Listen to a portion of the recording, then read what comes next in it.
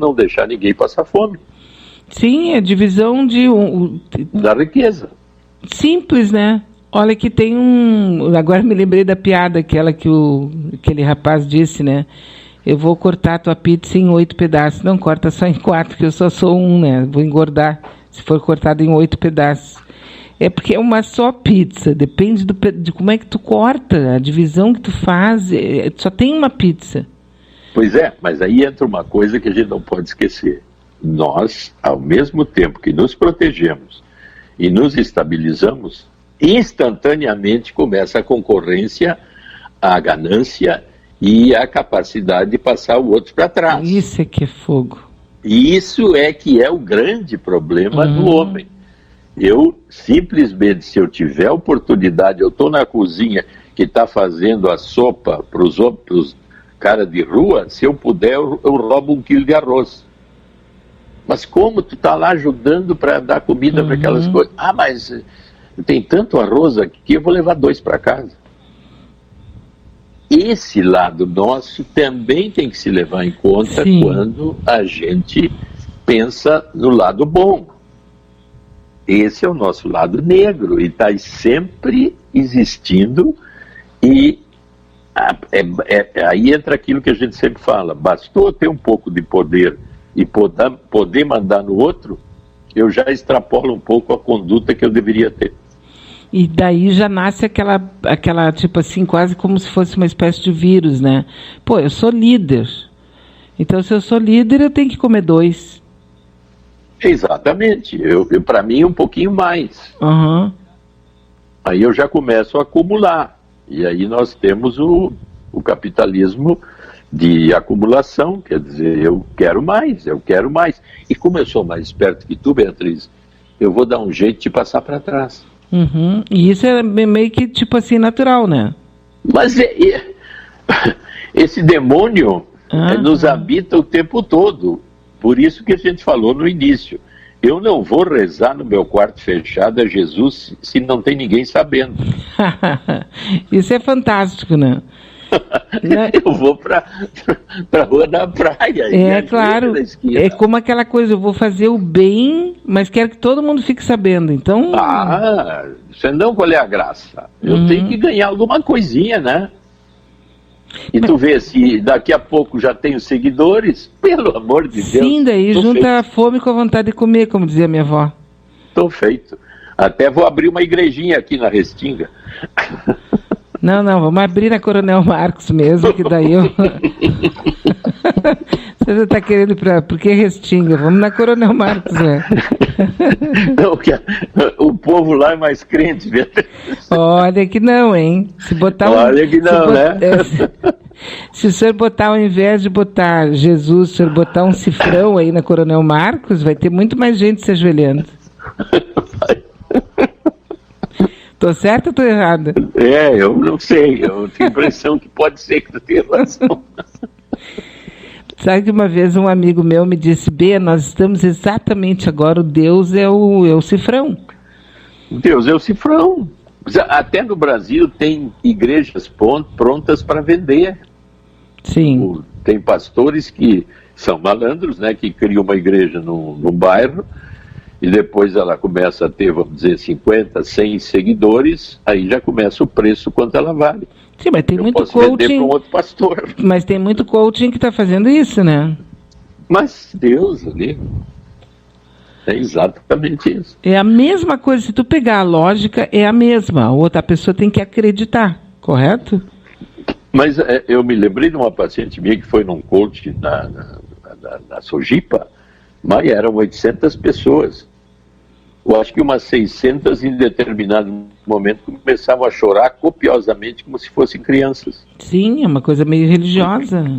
Porque o cara tinha uma capacidade de influência e quase hipnótica de criar com a palavra, falando, e aquela coisa de convencimento quase hipnótico. E eu ali dizendo, tô louca para ir embora, mas a minha amiga tá chorando e me trouxe, eu tenho que ficar. Tem que chorar junto. Tem que chorar junto, né? Senão vou ficar estranha aqui. Pois é, mas a questão é que tá...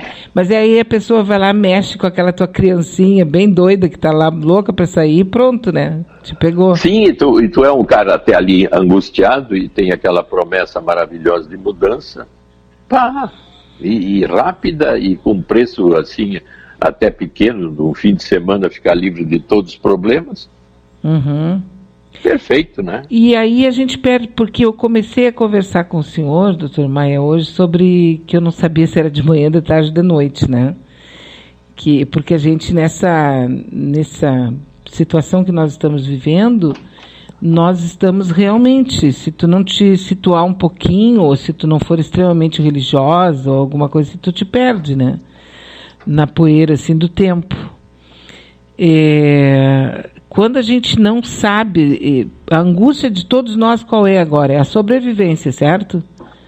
Exatamente. Como é que nós vamos pagar nossas contas mês que vem, esse mês, no outro mês? Por quê? Porque a gente tem uma coisa que foi trazida desde criança, que é o controle. A gente quer manter sob controle. E o vírus veio para nos tirar, nós estamos sem pincel. Sem escada, sem tinta, sem parede. A gente sabe que tem que fazer... Sem nada. Nós não temos nada. Isso é muito doido, né? É uma coisa fantasticamente insegura, que nos gera uma insegurança enorme, né? E aí é mais fácil, então, então eu vou me segurar em Deus aqui, esse Deus escatológico, não é? Que está sentado em cima de uma montanha, em algum lugar... porque daí ele vai me garantir que eu estou segura. Ou então eu vou negar tudo isso e vou dizer que Deus não existe. Porque a gente tem essa dicotomia. Ou tu é extremamente religiosa e tem aquela coisa que a Bíblia diz, tudo que está acontecendo a Bíblia anunciou e tal. Ou então tu é extremamente materialista e Deus não existe. Quando me parece que dá para a gente seguir o caminho do meio, não dá? Porque se eu me dou conta, então, dessas várias posições, tanto mais radicais como menos radicais, e levando em conta essa situação que nós falamos, assim, da complexidade do mundo, e que deve haver algo que construiu isso e gerou um planeta com esta capacidade de vida fantástica, isso tem um projeto muito mais amplo e muito mais além da nossa capacidade de perceber.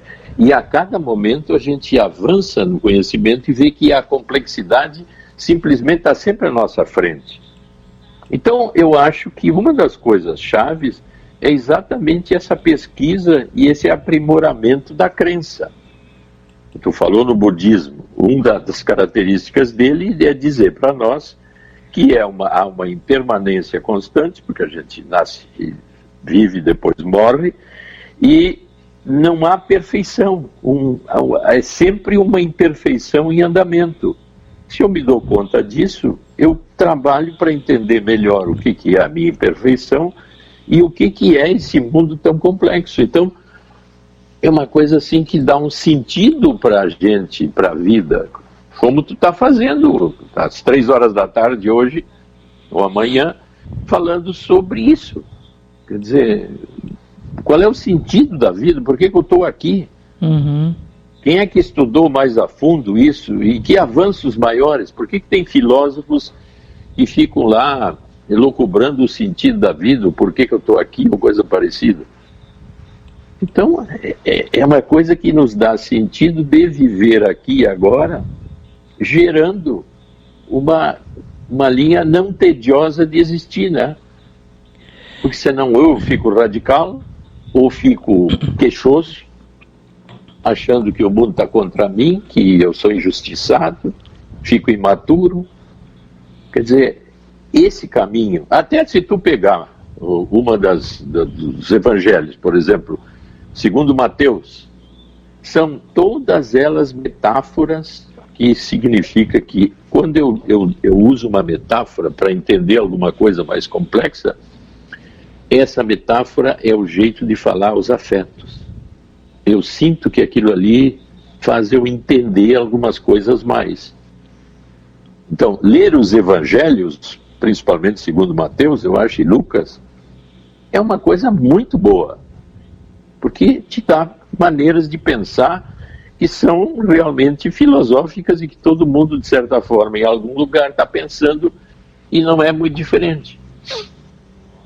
Então, fazer isso eu acho que é uma das coisas, os exercícios mais positivos de eu me sentir bem comigo mesmo e com o mundo. Só não dá para levar para o lado literal, né? Não, é porque cada entendimento, vamos dizer assim, se eu fosse pastor, eu pego um salmo, eu faço uma maravilha em cima daquilo. E aí ficam olhando para mim, deve ser maravilhoso, ele deve ser enviado de Deus. Aí eu uso a crença das pessoas através de uma capacidade de falar ou de dizer as coisas em proveito pessoal. O mestre disso não é o Edir Macedo? Sim, ele usa o coaching, tudo isso que a gente está falando, ele usa para convencer as pessoas a dar dinheiro para ele, né? E como eu não tenho nada para meu, assim, no sentido, eu vejo aquilo e aquilo gera um sentido. Por isso que as religiões têm tantos seguidores, né? E tem que ter um líder, né? E um líder. Mas tudo, se quer entender, procura, né? Olha aqui, ó, hoje de manhã o presidente do Brasil voltou a atacar o infectologista Davi Uip, que é secretário de saúde do estado de São Paulo. Ele está defendendo agora, e o Trump está fazendo a mesma coisa nos Estados Unidos, o uso da cloroquina no combate ao coronavírus, né? Sim. E agora, então, o pessoal começou a fazer levantamentos e descobriram que a cloroquina lá nos Estados Unidos, um dos donos não é planta, não sei como é que a gente chama, um dos donos da marca registrada, né? É o Trump. É o Trump.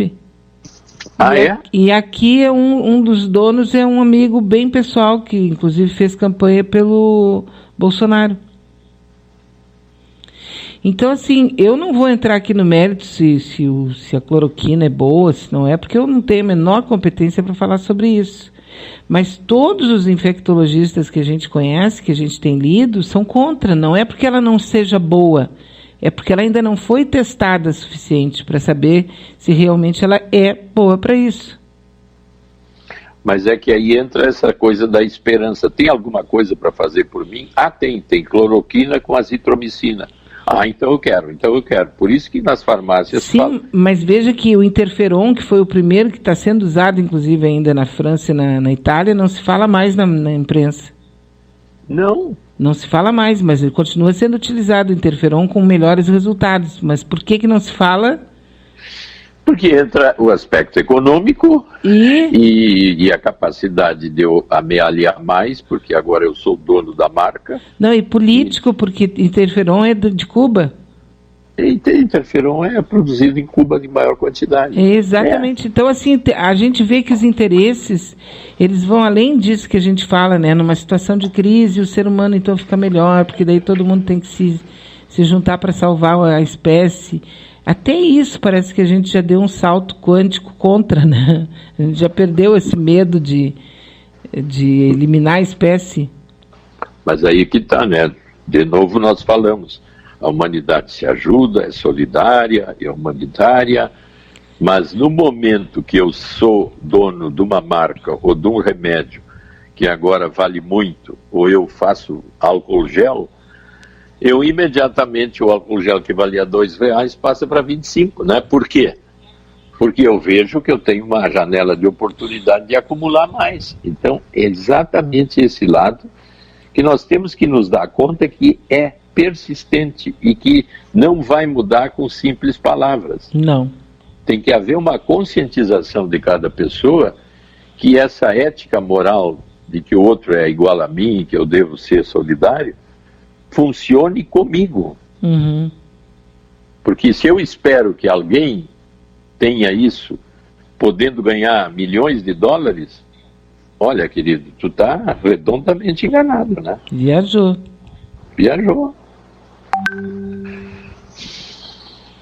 Que loucura, né? E pior é que nenhum de nós está livre, né? Não, aí é que tá. Quer dizer, eu e tu, daqui a pouco, podemos nos dar conta, puxa vida, eu estou sendo mais egoísta do que eu deveria. Eu estou sendo mais narcisista do que deveria ser. Eu adoro isso, aquilo, aparecer assim, ou manipular.